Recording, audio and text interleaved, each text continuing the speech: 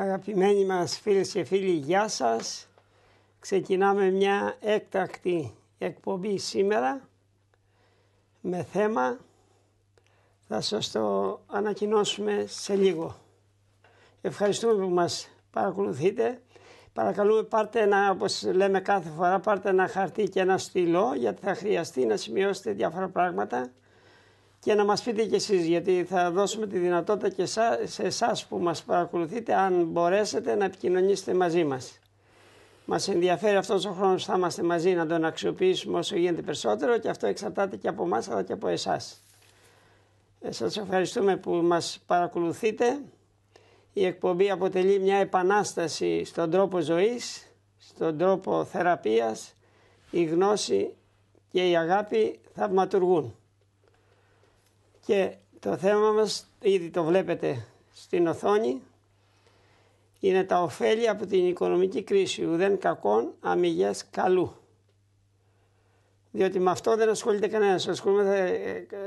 Όλοι μιλάμε για καταστροφές, αλλά κανένας δεν μιλάει και για τα ωφέλη που έχουμε. Και ήδη πολλοί κόσμος αρχίζει να τα αισθάνεται τα ωφέλη. Θα το εξετάσουμε αυτό το θέμα.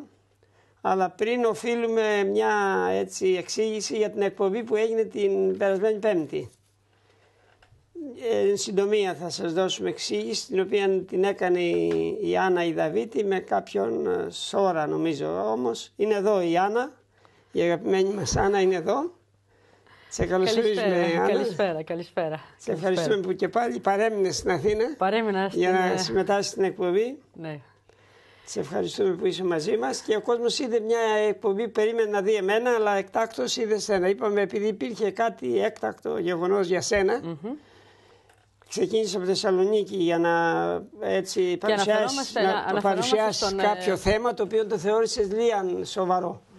Εγώ επειδή δεν το είχα μελετήσει το θέμα, από την εκπομπή που εν μέρη παρακολούθησα, δεν μπόρεσα να την παρακολουθήσω όλοι, μπορώ να πω στους φίλους μας ότι δεν είμαστε έτοιμοι να απαντήσουμε σε αυτές τις... Είναι πολύ σοβαρό το θέμα αυτό, πάντως μας βάζει σε μεγάλο... Και αναφερόμαστε όμως, να πούμε τον κόσμο που ίσως μας παρακολουθεί για πρώτη φορά, στην προχθεσινή εκπομπή είχα καλεσμένο τον Αρτέμι Σόρα και αναφερόμαστε, κάναμε μια αναφορά στο πολύ γνωστό θέμα των 600 δις, που από ό,τι ισχυρίζεται ο ίδιος ότι μπορεί να μας απαλλάξει από την κρίση. Βεβαίως δεν είναι, ο Σόρος είναι από πίσω του μια ομάδα ολόκληρη από ό,τι μας λέει ο ίδιος, και είχα την... εγώ λέω ότι είμαι ονειροπόλα ίσως πολλές φορές, γιατί το μυαλό μου γύρισε πριν 45 χρόνια, τότε επιχούντας, που δεν υπήρχε επιχούντα, δεν υπήρχαν δρόμοι, δεν υπήρχαν νερό και δεν υπήρχε γέφυρες, δεν υπήρχαν, και ακόμα σήμερα μιλάμε για εκείνη την εποχή. Κάποιος έδωσε τα χρήματα και σώθηκαν. Και τώρα σκέφτομαι, μήπως πάλι ξαναζήσουμε το ίδιο? Γιατί όχι? Γιατί αν είναι ένας απατεώνας άνθρωπος, αν είναι απατεώνας και είναι ψεύτης, όπως πολλές φορές ακούμε μέσα από τις εφημερίδες και από διάφορα τηλεοπτικά κανάλια, εγώ απορώ γιατί δεν τον πιάνουν, γιατί δεν το συλλαμβάνουν. Από την άλλη πλευρά όμως, μήπως είναι ένας Παπαδόπουλος νέος της εποχής μας, Κωνσταντίνε, που 1 στο εκατομμύριο μπορεί να μας κάνει κάτι? Και εγώ σήμερα θέλω μια ελπίδα, μια χαρά. Δεν θέλω τίποτα άλλο. Δεν είμαι ούτε εισαγγελής ούτε της FBI. Οπότε ας του δώσουμε μια ευκαιρία να μας πει και όσον δει αυτό σωθήτο. Μετά πολλές φορές σκεφτόμουν ότι ο εφιάλτης πρόδωσε και πούλησε. Έχουμε μία μίγα εδώ που έχω μαζέψει εδώ διάφορα οικολόγοι. Είμαστε, αλλά όλα είναι μέσα στο πρόσωπό μας. Σκεφτόμουν ότι ο εφιάλτης πρόδωσε, πούλησε τον Λεωνίδα και τους 300. Και σκέφτομαι καμιά φορά ότι μήπως και οι 300 σήμερα μας πουλάνε και δεν το παίρνουμε χαμπάρι. Μάλιστα. Γιατί δηλαδή όλα αυτά γινόταν κάποτε και τώρα δεν γίνονται? Μήπως αυτοί οι 300 μας πουλούν? Οι 300 της Βουλής. Της Βουλής, αναφέρομαι σε αυτούς. Και έπειτα σκέφτομαι ότι η γη, ο πλανήτης ανήκει σε εμάς. Η Ελλάδα ανήκει σε μένα. και νομίζω ότι μου αξίζει. Μου αξίζει, μας αξίζει μια καλύτερη ζωή. Ζούμε σε έναν ευλογημένο τόπο, παράγει τα πάντα, δεν μας λείπει τίποτα απολύτως. Πολλές φορές αναρωτιέμαι τις κακομοίρες, σε εισαγωγικά το λέω και συγχωρές με τις άλλες χώρες, που δεν έχουν θάλασσα, άλλοι δεν έχουν πράγματα όπως είναι η φύση, το έδαφος, το έφορο έδαφος που έχουμε εμείς. Δεν μας λείπει κάτι, Κωνσταντίνε. Πετρέλαιο, τα πάντα έχουμε. Γιατί να μην μπορούμε να ζούμε μια αξιοπρέπεια? Ακόμα δεν έχουμε πετρέλαιο. Αυτά τα δεις να τα δώσουν να βγάλουν κάτω το πετρέλαιο, επιτέλους να είμαστε αυτάρκες. Να έχουμε εμείς. Ονειρευόμαστε ακόμα. Δεν μου αρέσει. Αυτό που ξέρω καλά όμως, πολύ καλά και το ισχυρίζομαι κράταντα, ότι η Ελλάδα ανήκει στους Έλληνες. Και μόνο στους Έλληνες. Και όποιος πάει να μου την πάρει, νομίζω ότι μου βγαίνει μια οργή. Στα πλαίσια αυτής της λογικής, σκέφτηκα να καλέσω αυτόν τον άνθρωπο που το λένε Αρτέμι Σόρα, να δω τι έχει να μας πει. Το θέμα ερευνά... Η αλήθεια είναι ότι μου έκανε εντύπωση μέσα σε λίγες ώρες, και αυτή τη στιγμή που μιλάμε, έχουν ξεπεράσει τις 5.500 άτομα επισκεψιμότητα μέσα στο ίντερνετ για την εκπομπή τη συγκεκριμένη. Και αν αυτή τη στιγμή μπείτε και δείτε Αρτέμις Σόρας κόντρα, θα δείτε τι λέει ο κόσμος. Δεν μπορεί όλοι να συνεννοηθήκαν να είναι τρελοί. Και εν πάση περιπτώσει, εγώ επαναλαμβάνω, αν είναι απατεώνες, υπάρχει δικαιοσύνη. Ισχυρίζεται ότι έβαλε 600 δις στο ελληνικό ταμείο, στο δημόσιο. Τα έβαλε σε ομόλογα αμερικάνικου δημοσίου. Ας βγει κάποιος να το πει. Βγήκε ο κύριος Άδωνης, ο Γεωργιάδης. Έλεγε διάφορα πράγματα. Ορίστε, εγώ παρακαλώ.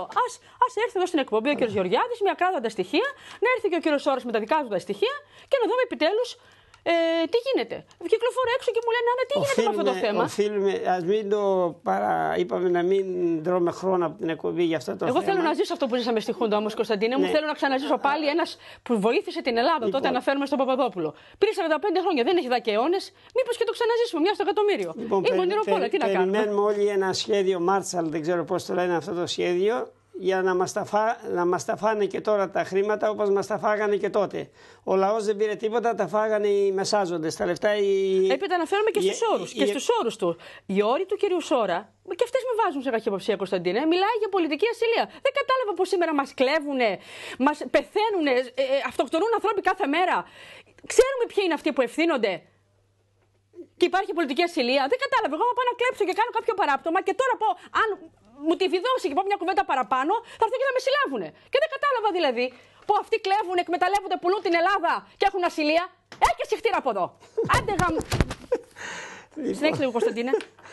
Λοιπόν, εδώ έχουμε λύσεις πιο πρακτικές και πιο ωφέλιμες. Δηλαδή εδώ παίζεται εις βάρος του λαού, εις βάρος του ανθρώπου μια πλεκτάνη, μια έτσι... και όλα τα λεφτά να μας δώσουν και αυτά τα λεφτά που ζητάμε να μας τα δώσουν, μέσα σε 2-3 χρόνια θα έχουμε τα ίδια χρέη. Πρέπει να βρούμε την αιτία γιατί φτάνουμε εδώ και πώς αντιμετωπίζεται. Ο κύριος Σόρας, κύριε Κωνσταντίνε. Ριζικά, πώς αντιμετωπίζεται ριζικά το θέμα. Και εμείς έχουμε τη λύση να αντιμετωπίσουμε ριζικά το θέμα της. Και όχι μόνο της Ελλάδας, είναι όλες οι χώρες χρεωμένες και όλος ο κόσμος χρεωμένος. Τώρα, πού είναι χρεωμένος, ποιος εκδίδει τα λεφτά. Η Τράπεζα της Ελλάδος είναι ιδιωτική επιχείρηση. Ποια κυβέρνηση είχαμε, Κωνσταντίνε, δεν είναι γνωστό ποιοι ήταν αυτοί που υπέγραψαν. Δεν ξέρουμε, δηλαδή υπάρχουν κάτι χαρτιά. Κάποιος την υπέγραψε. Ποιος μας έβαλε τα φόπλακα που λέγεται αυτή. Και έπειτα κάτι άλλο, συγχωρείς που σε διακόπτω πάλι. Όπως είπαμε και στην προχθεσινή εκπομπή, το μνημόνιο υπάρχει ένας όρος που είναι πολύ ύπουλος. Μόνο Έλληνας, λέει, μπορεί να ξεχρεώσει την Ελλάδα. Και έχουν σβήσει όλους τους επιχειρηματίες. Μόνο Έλληνας μπορεί. Δεν μπορεί ξένος δάχτυλος, ξένη χώρα να. Είναι ένας πολύ σημαντικός όρος μέσα στο μνημόνιο. Δεν φανταστήκαν ότι θα υπάρχει κάποιος Έλληνας, γιατί όλους έχουν καθαρίσει.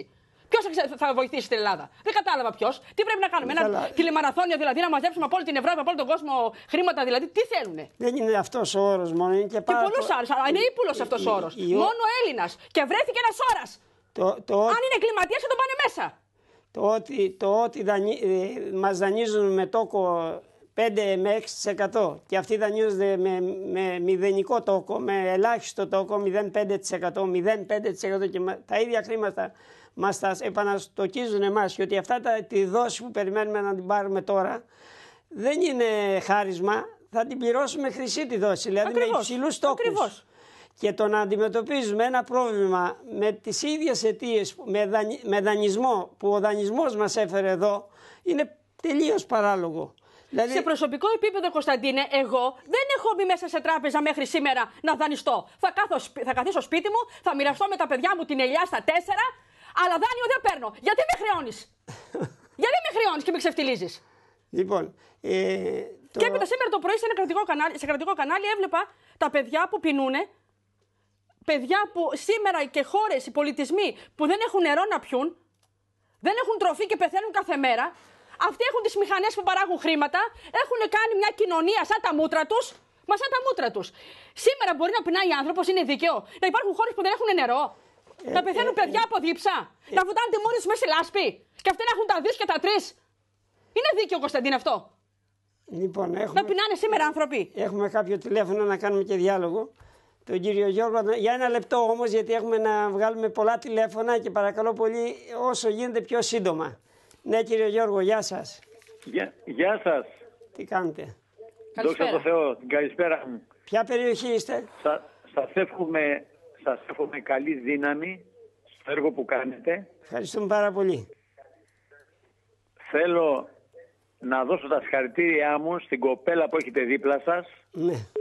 Γιατί όπως μιλάει δείχνει ότι είναι παλικάρι και λέει τα πράγματα με το όνομά του. Σιγά σιγά θα βγάλω και μουστάκι. Θα γίνω τσέλιγκας. Μπράβο της. Μπράβο της. Αγωνίζεται για αυτή, αλλά... Τι να το κάνω? Ένας τρίπιος κουμπαράς είναι. Ένας τρίπιος κουμπαράς. Τρέχω ακόμα όλη την ημέρα. Θέλω να πω το εξής. Ναι. Δεν έχουμε καταλάβει ότι η Ευρώπη, σε παρένθεση της αλληλεγγύης των λαών,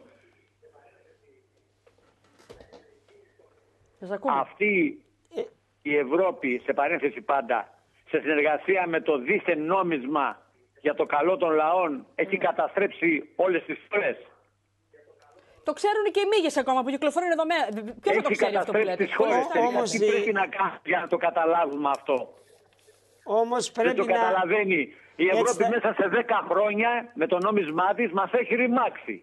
Όλους και όλα. Και όχι μόνο εμάς. Όλα τα κράτη, το νοτιά, όλων. Με 3 ευρώ, με 1 χιλιάρικο πήγαινε εγώ σαν γυναίκα στο σούπερ μάρκετ και γέμισα μια καλαθούρα να. Και τώρα παίρνω 50 ευρώ και δεν μου φτάνουν ούτε για.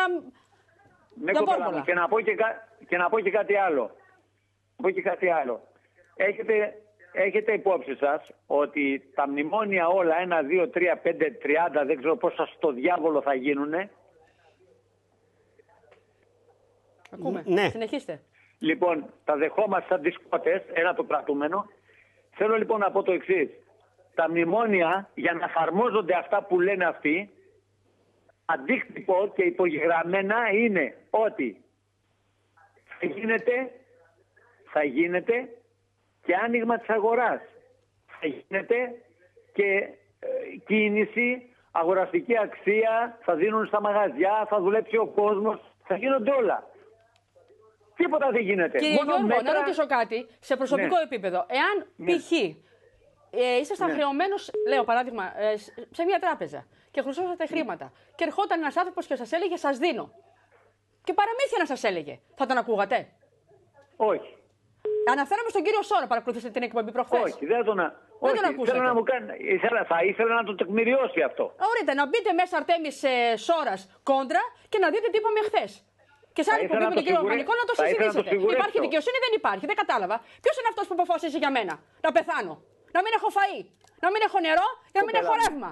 Κοπέλα μου, να πω κάτι. Ποιος αποφασίζει για μένα? Ετοιμάστε ότι είναι παλικάρια για το στρατό? Για ποιο στρατό? Για ποια χώρα? Τώρα αρχίζουν να κάνουν και αυτή την κουβεντούλα. Τώρα είναι η ώρα να μοιράσουν τα φιλέτα τα στρατόπεδα. Από λόγια έχουμε βουστήσει όμως και αυτοί δεν καταλαβαίνουν. Από λόγια, κάθε μέρα στην τηλεόραση βλέπουμε μεγάλους δημοσιογράφους, πολλούς πολιτικούς που προσπαθούν να βρουν μια λύση. Είναι άχρηστοι, δεν μπορούν να βρουν μια λύση. Πνίγουμε και δεν μπορούν να βρουν τη λύση. Ένα χέρι θέλει να με βοηθήσει. Που σαν τους χάφτες τα χάνουμε και τα καταπίνουμε όλα ό,τι μας λένε. Και θα συνεχίσει αυτό? Έτσι θα πάει η ζωή μας δηλαδή? Τότε θα σωθούμε. Άμα ήταν η επιτάξη, τελειώνει τώρα. Και στείλουμε στο διάβολο όλους τους πολιτικούς. Όμως εδώ κρύβεται μια μεγάλη αλήθεια. Μέσα από αυτή την οικονομική κρίση μπορεί να προκύψει ένα μεγάλο όφελος. Αυτό μπορείτε να μας πείτε κάτι γι' αυτό? Ποιο μπορεί να είναι? Και η αλλαγή αυτή θα ξεκινήσει από την προσωπική μας αλλαγή. Ένα πράγμα. Αυτό θέλω να τονίσω και κλείνω. Ναι. Θέλω να υπάρχει αγάπη και ομόνιαση, όπως λέμε στο χωριό μου, μεταξύ μας, οι Έλληνες. Να μην είναι ικανοί οι πολιτικοί και απόχρωσης να μας κάνουν να τσακωνόμαστε μεταξύ μας. Τίποτε άλλο. Προχθές ήμουνα στο λεωφορείο στη Θεσσαλονίκη, μέσα στο λεωφορείο. Σας ευχαριστώ. Να είστε καλά, κύριε Γιώργο. Ευχαριστώ. Ναι. Σας ευχαριστώ. Ναι. Ήμουνα προχθές και στο θα περάσω λεωφορείο. από την Πανεπιστημίου. Γεια σας. Ήμουνα προχθές στο λεωφορείο μέσα και καθώς μέχρι να μπω να ξεκινήσει το λεωφορείο, Κωνσταντίνε, μπαίνει μία έγκυος γυναίκα. Μία άλλη γυναίκα που ήδη καθότανε, πριν κλείσουν οι πόρτες από το λεωφορείο για να ξεκινήσει το λεωφορείο, μου λέει, κυρία, μία έγκυος γυναίκα λέει, μπήκε, ας προσφέρει λέει, κάποιος ένα κάθισμα να καθίσει η έγκυος κοπέλα. Δεν προλαβαίνουμε να κρατηθούμε με τα χελούια να μην πέσουμε. Λοιπόν, και αρχίζει αυτή η γυναίκα και Έλληνες, άχρηστοι, δεν έχετε τρόπους, κατηγόρησε τους Έλληνες. Διέκρινα από την ομιλία της, τώρα τα λέω και λίγο γρήγορα, δεν ξέρω αν με καταλαβαίνετε γιατί τα έχω πάρει λίγο. Διέκρινα από την ομιλία της ότι δεν είναι Ελληνίδα. Η ίδια κάθεται και μιλάει με έναν ηλικιωμένο κύριο που ήταν γύρω στα 80 και τους ακούω εγώ τώρα. Πιάνουμε από το χερούλι μέσα στο λεωφορείο και ακούω την ξένη γυναίκα την Ελλοδαπή με τον Έλληνα τον ηλικιωμένο να κατηγορούν τους Έλληνες. Ακούω, άντε λέω, Άννα, δώσε το στην οργή, μη δίνει σημασία, βιαζόμουν για να πάω και σε ένα ραντεβού. Και ξαφνικά λέω, καλά, ρε, αυτή είναι ξένη. Εντάξει. Εσύ, σαν Έλληνας πατριώτης, τι κάθεσαι και λες όση ώρα. Ποιοι Έλληνες, ρε, αυτή όταν αποφάσισε να έρθει στη χώρα μου, δεν επέλεξε μέσα σε όλο τον κόσμο τη χώρα μου. Τι κάθεσαι και συμμετέχεις και κατηγορούμε. Δεν ακούμε τίποτα άλλο. Ο Έλληνας είναι έτσι, ο Έλληνας είναι. Μια χαρά είμαστε. Πολύ μια χαρά είμαστε. Άριστοι είμαστε και φιλόξενοι και εργατικοί είμαστε.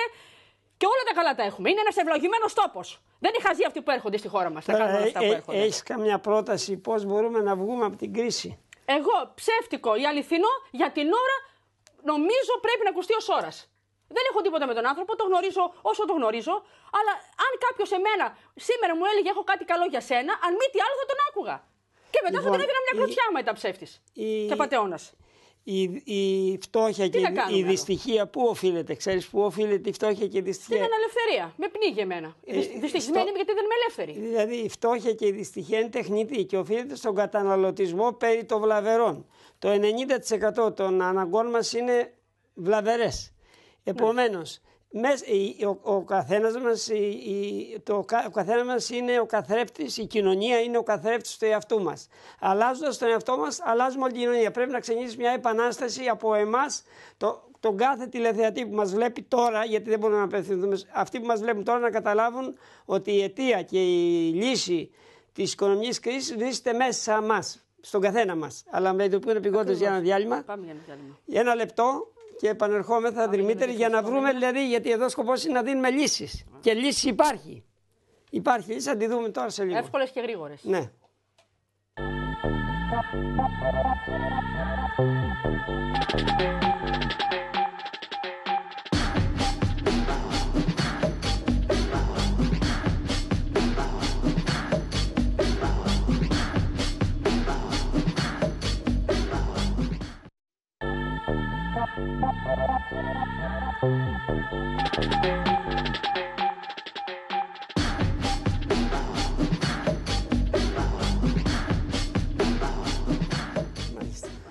Συνεχίζουμε την εκπομπή. Μας ενδιαφέρει μέσα από αυτή την εκπομπή να βγάλουμε κάποια αποτελέσματα.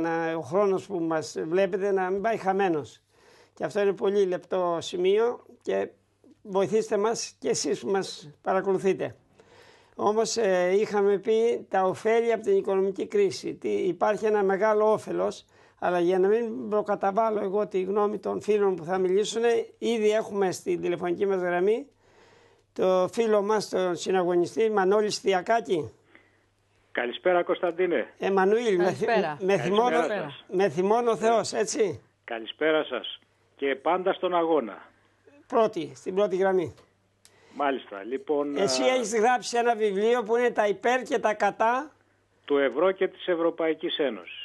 Οπότε νομίζω είσαι μέσα στο ερώτημα. Και δυστυχώς ενώ τα είχα πει πριν από 12 χρόνια, τα έχω γράψει, δυστυχώς επαληθεύτηκα και με το ευρώ φτάσαμε στην καταστροφή. Η ιδιότητά σου είσαι οικονομολόγος και πολιτικός μηχανικός. Και πολιτικός μηχανικός, μάλιστα. Με δύο λόγια, τι αναφέρεται το πιο συντακτικό, αυτό που άρεσε περισσότερο για όσους δεν έχουν διαβάσει το βιβλίο? Τι είναι αυτό που κοιτάξτε, με το ευρώ δεν έχει κανείς τη δυνατότητα, ένας λαός δεν μπορεί να έχει την νομισματική πολιτική. Η νομισματική πολιτική είναι πάρα πολύ σοβαρό εργαλείο για την οποιαδήποτε κυβέρνηση, δηλαδή να καθορίζει χαμηλά ή υψηλά επιτόκια και έτσι η μηχανή της οικονομίας, αν την παρομοιάσουμε με τη μηχανή ενός αυτοκινήτου, η μηχανή έχει τα λεγόμενα αμορτισέρ, δηλαδή όπως τα αμορτισέρ όταν πέσει το αυτοκίνητο στη λακκούβα το προφυλάσσουν από το να μην σπάσει στους εξωτερικούς κραδασμούς,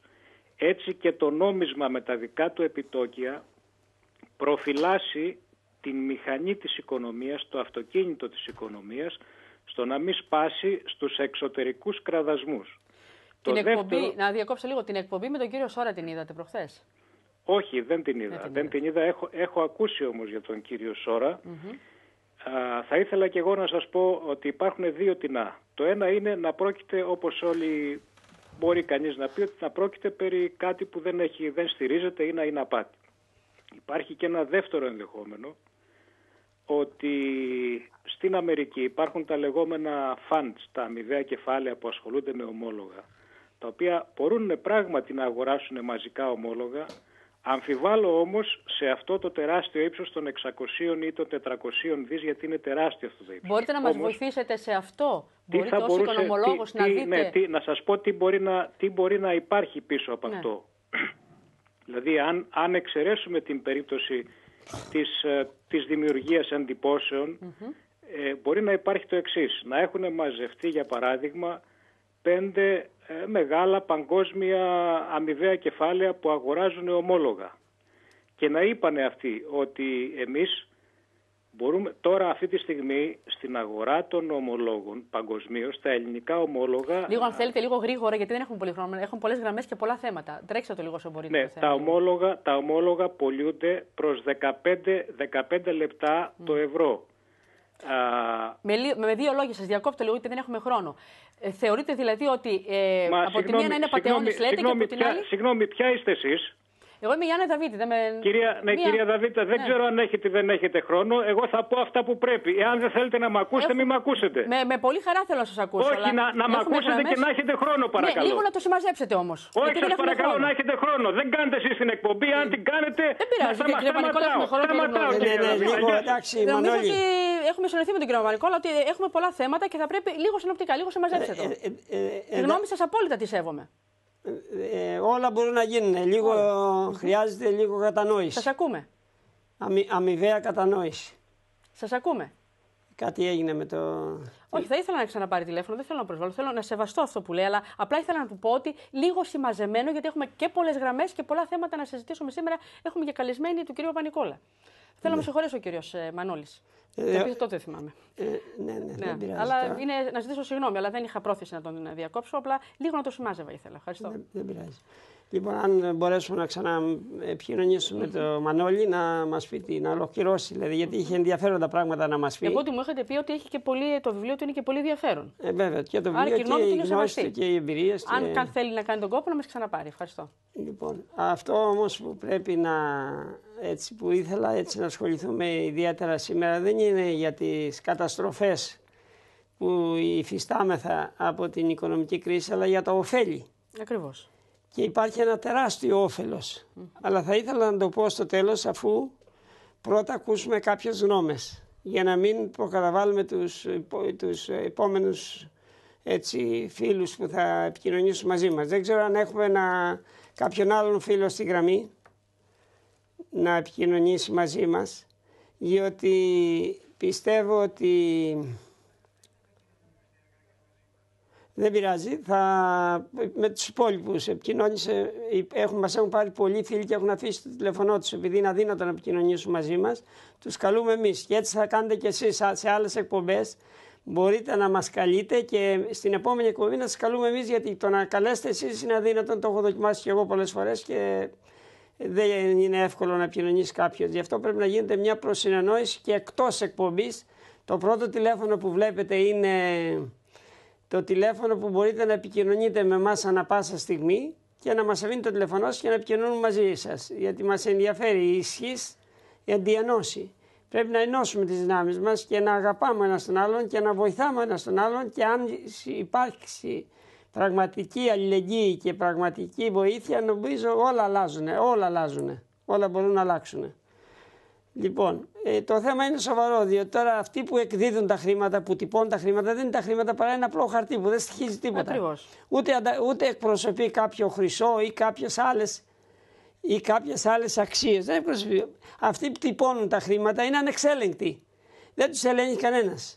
Εδώ είναι το μεγάλο πρόβλημα. Πολύ σωστά. Και αυτό θέλω να το τονίσεις, Κωνσταντίνε. Ναι, δεν τους ελέγχει κανένας αυτοί που τυπώνουν τα χρήματα. Η Τράπεζα Ελλάδος, που θα έπρεπε να είναι υπό τον αυστηρό έλεγχο του κράτους, είναι ιδιωτική επιχείρηση. Δηλαδή εδώ παίζονται παιχνίδια εις βάρος του λαού που είναι ταργελαφικά. Πώς το λένε, είναι τόσο πολύ, παραβιάζουμε στοιχειώδεις κανόνες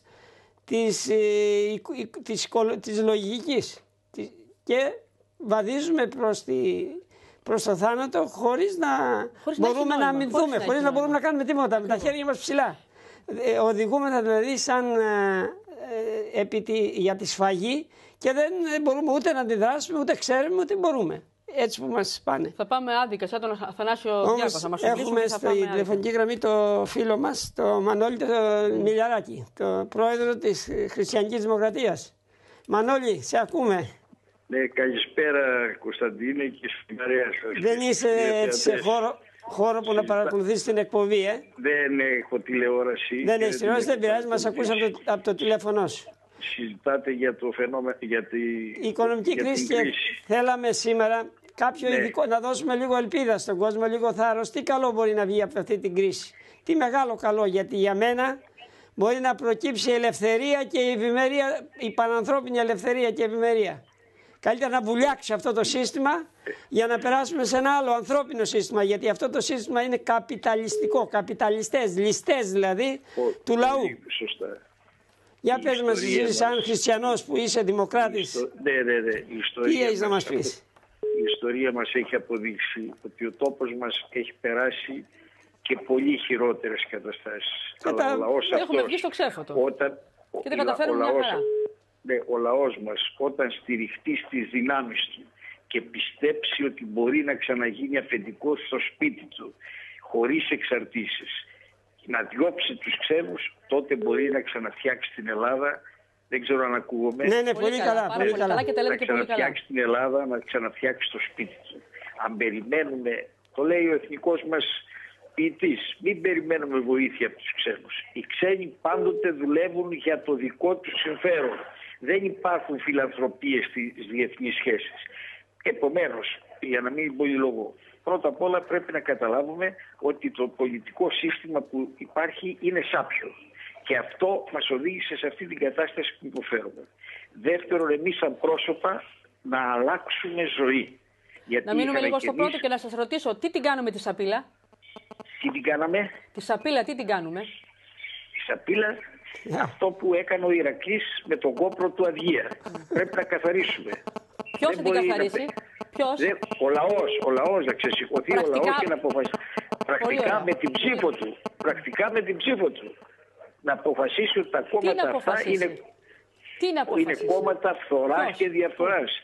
Επομένως πρέπει εμείς να οργανωθούμε και να δώσουμε στο λαό εναλλακτική πρόταση. Να του πούμε, ορίστε, υπάρχει φορέας, άλλος φορέας που έχει άλλο πρόγραμμα, που είναι, όπως σωστά το είπατε, εναντίον του καπιταλισμού, γιατί αυτό να το ξεκαθαρίσουμε. Αν πιστεύουμε ότι η κεφαλαιοκρατία θα σώσει τον τόπο, είμαστε τουλάχιστον ωφελείς. Η κεφαλαιοκρατία είναι που οδήγησε τον τόπο εδώ, με τους πολιτικούς υπηρέτες της. Να σας ρωτήσω κάτι λίγο. Μην ξεφεύγουμε από το θέμα. Ναι, να ολοκληρώσει λίγο. Ναι. Για ολοκλήρωσε, Μανώλη. Διακόπτεται το σήμερα. Ναι, ταυτόχρονα όμως και ως πρόσωπα, ο καθένας μας πρέπει να ξαναθυμηθούμε τις ρίζες μας, να μην αντιγράφουμε τους ξένους. Έχουμε πρότυπα από την Ορθοδοξία, έχουμε πρότυπα τους αγωνιστές του 21, του 40, της εθνικής αντίστασης, ανθρώπους οι οποίοι δεν λογάριασαν τη θυσία για το προσωπικό του συμφέρον, αλλά θυσιάστηκαν για την πατρίδα, θυσιάστηκαν για το μέλλον του τόπου.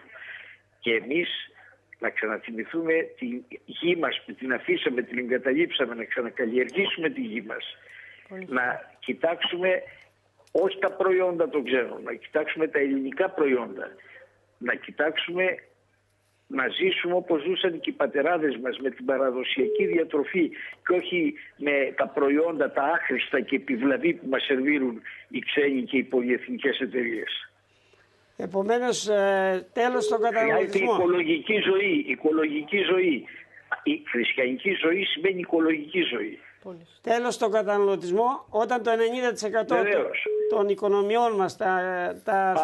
Πάει στις πολυεθνικές για άχρηστα και επιβλαβή για την υγεία μας και για την οικονομία μας και για την κοινωνία μας, για την ψυχολογία μας, για την κουλτούρα μας προϊόντα. Όλα αυτά επηρεάζουν τα πάντα. Εσύ τι βλέπεις, δηλαδή, ποιο θα είναι το όφελος από την οικονομική κρίση, ποιο μπορεί να είναι το όφελος? Το όφελος θα είναι εάν αφυπνιστούμε ως λαός, εγκαταλείψουμε τον κακό παλιό μας εαυτό και αλλάξουμε την πατρίδα μας προς χάρη των παιδιών μας. Και να αισθανθούμε ότι έχουμε και εμείς ευθύνη ως πολίτες, ο καθένας μας, που ήρθε η χώρα μας σε αυτή την κατάσταση και έχουμε χρέος να την παραδώσουμε στα παιδιά μας, στα εγγόνια μας, σε καλύτερη κατάσταση. Αυτό θα είναι το χρέος. Να καταλάβουμε πρώτα-πρώτα ότι αυτό που λέει το Ευαγγέλιο, ότι δεν συλλέγουν από τριβόλων σίκα και ξαγκαθών σταφυλί. Δεν μπορεί να ζητά σταφύλια από τα αγκάθια, ούτε από τα παράσιτα σίκα. Και επομένως δεν μπορείς να ζητάς αλλαγή από το σάπιο πολιτικό σύστημα. Αντίθετα, αυτό το σύστημα πρέπει να το ανατρέψουμε. Έχουν καθίσει πάρα πολύ καλά, έχουν χρονιαστεί στις καρέκλες τους και δεν λένε να κουνηθούν. Έχουν και την πολιτική ασυλία, την οποία την έχουν δημιουργήσει για πάρτι τους μόνοι τους. Γιάννης πίνει, Γιάννης κερνάει, μια χαρά την παίρνουν. Πέθανε Έλληνα. Εσείς πήγαινε σε σφαγή, μας οδηγούν σε σφαγή, όπως είπε και ο κ. Πανικόλας. Σε ευχαριστούμε πολύ, Μανώλη, σε ευχαριστούμε πολύ. Και ελπίζουμε να συμπράξουμε για να έχουμε αποτέλεσμα. Έτσι, σε ευχαριστούμε, για χαρά. Λοιπόν, τώρα με ειδοποιούν ότι σε λίγο πρέπει να κάνουμε διάλειμμα. Ακολουθεί διάλειμμα. Εν τω μεταξύ, κάτι που θέλεις εσύ να πεις, ότι έχουμε και μια έκπληξη. Στο τρίτο μέρος της εκπομπής μας έχουμε και μια έκπληξη να κάνουμε στους φίλους μας. Εσύ, αν θέλεις κάποιο μήνυμα, θα μείνεις μαζί μας ή... Εγώ, επειδή έχετε ένα πολύ ωραίο θέμα μετά, εγώ θα καθίσω απέναντι και θα το παρακολουθήσω για να μπορέσω να πάρω. Είναι το φυσικό μου αντιβητικό η μουσική. Η μουσική που θα ακολουθήσει μετά, θα είμαι απέναντι και θα το απολαμβάνω. Εγώ θέλω να ρωτήσω όμως ότι, για να κλείσω λίγο το θέμα αυτό, γιατί δεν θέλω σήμερα να το ξανασυζητήσουμε άλλο, για το θέμα του Σόρα, το θέμα έχω την εντύπωση ότι δεν είναι τόσο τα χρήματα, αν τα έβαλε ή δεν τα έβαλε. Αυτό που με κάνει να είμαι καχύποπτη είναι ότι ο έλεγχος, αν τα έχει βάλει, είναι 5 λεπτά, 3 λεπτά. Αν τα χρήματα του Σόρα μπήκανε μέσα στο ελληνικό δημόσιο, είναι 5 λεπτά να το διαπιστώσουν. Μήπως φοβούνται τον έλεγχο και τους όρους? Δεν αποκλείεται τίποτα. Χρειάζεται έρευνα. Χρειάζεται έρευνα. Σε ευχαριστούμε, Άννα. Ευχαριστώ. Και σε άλλα με υγεία και χαρά. Έτσι, σε άλλα με υγεία. Κάνουμε ένα διάλειμμα για ένα λεπτό. Ένα διάλειμμα για ένα λεπτό και επανερχόμεθα με μια έκπληξη που θα σας κάνουμε. Σε ευχαριστούμε.